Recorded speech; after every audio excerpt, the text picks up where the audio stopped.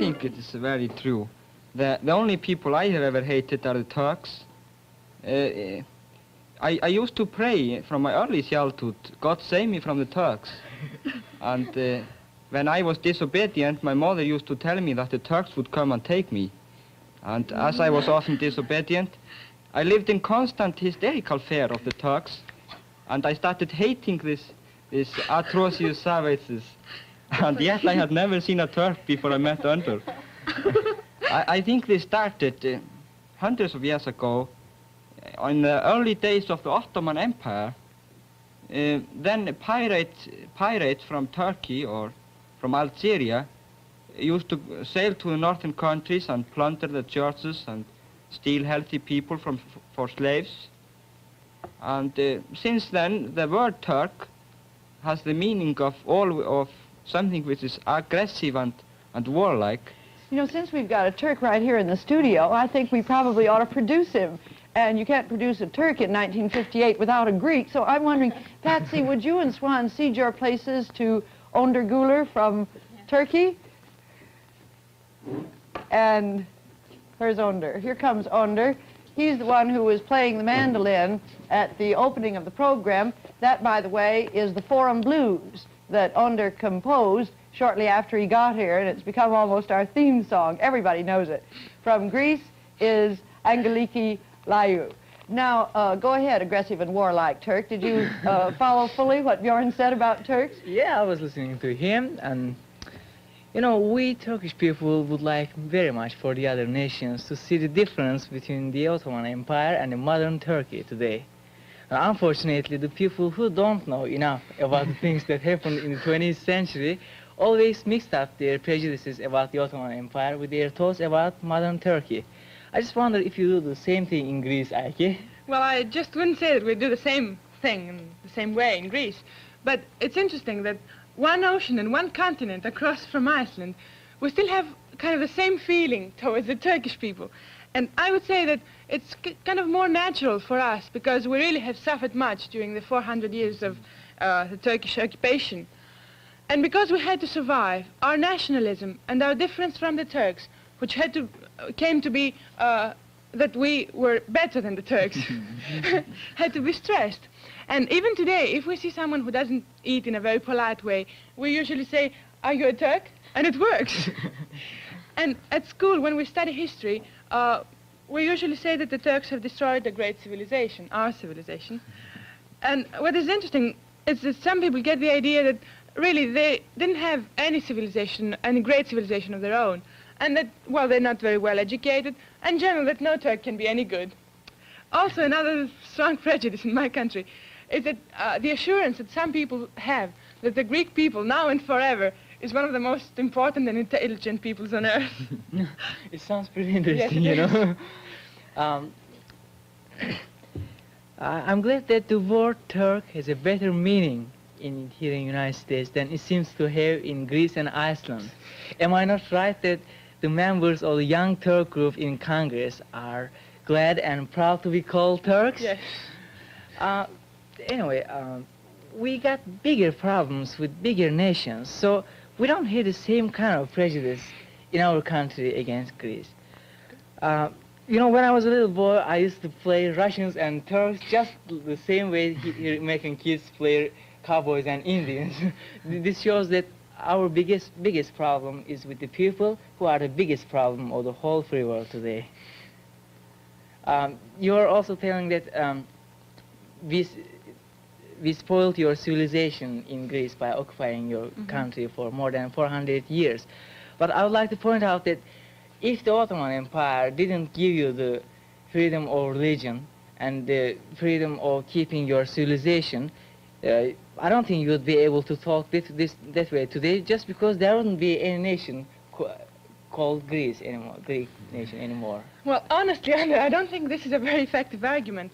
First of all, I think that, of course, in different countries we study history in a different way and we stress different points.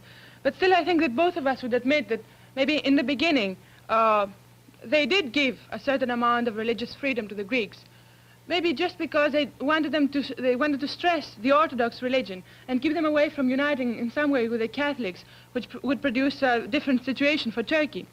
But then I would say that later on there were some really bad conditions for the Greeks, and they didn't have the opportunity to study their own language. They had to study it secretly under bad conditions, and well, I wouldn't say it was much of a tolerant spirit, but still, I don't think that a nation with the long tradition that the Greeks had, with a strong national conscience, with the language, with their religion, and which was very different from the Turkish. And by the way, I think that you would admit that the Turkish civilization wasn't as great as the Greek at that time. I don't speak about today, I speak about that time. Well, I think it would survive if even after, under strong oppression, just because oppression can't limit the mind of people who have such a long tradition and who have to fight continuously as the Greeks had to fight. And I would say that after strong oppression, the nationalistic spirit just blossoms like the Greek, the Jewish, or anything else in the world. But tell me, you peaceful people, what about your feelings about the Cyprus dispute? Well, I would like to listen to the Greek point of view first. The Greek or mine? Well, I thought that your point of view was the same with the Greek point of view when I first met you in the beginning of the forum. Is there any difference now? Well, there's difference in all of my opinions and ideas in 6 weeks. Really, Anyway, Ike? yes, certainly. And I think this is one of the most important things that this forum has done to us, to most of us. Well, go on. Forgive me for interrupting. Well, I would say that our strongest argument, the strongest argument of the people of Cyprus, is that every human being has the right to the right of self-determination. And I would say that, of course, the situation now in Cyprus is very difficult because of the strong conflict between the Greeks and the Turks. But as some British people admit, and as we point out in Greece, I don't know what you say in Turkey, this problem really didn't exist some years ago, but it began to exist just because the British aroused it, so that they could divide and rule. And I would say that now that Great Britain doesn't have hold of the situation anymore. But I would say that Cyprus really was a part of Greece for many, many years, more than it was a part of Turkey. And of course your argument that it's near Turkey is very strong. Well, let's but hear I don't think it's Önder's the argument. strongest. Well, you see that self-determination is the most important thing for a place to be belonging to some other country. But we must also take consideration of the historical and geographical facts. As you know, Cyprus has been under Turkish rule for more than 300 years. And it's only 43 miles away from Turkey, and it's 150 miles away from Greece. You know, the Taurus Mountains, which are on the southern part of Turkey, just go under the sea and go up again. That makes it Cyprus. I mean, that's a part of Turkey. But, and of course, I realize that there are more Greek people in Cyprus than Turkish people. There are, I think, 300,000 Greek people and 120,000 Turkish people. And our opinion about Cyprus is not to have the whole part of the island. We wouldn't be so foolish to want that. I mean, there are so many people in Turkey who want it that way, but I just don't think that way because it's not the logical way. But I think that the northern part of the island, where there are more Turks, must be belonging to Turkey. So we will be sure that the rights of the Turkish people over there are given as well as the rights of the Greek people there.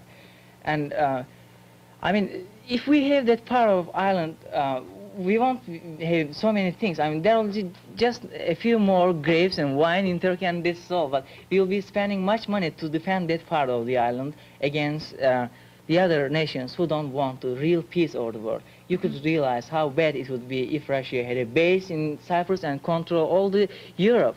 And as you realize, Turkey has a strong army, and if Greece has Cyprus, Turkey will be defending that part of the world against Russia indirectly because of NATO. But if we have it, and we will be defending that part of the world against Russia very well. Don't you think that NATO is able to defend Cyprus? Well, if we'll be in Cyprus, then we'll be able to defend it by ourselves and Now by it's NATO defended too. by the British.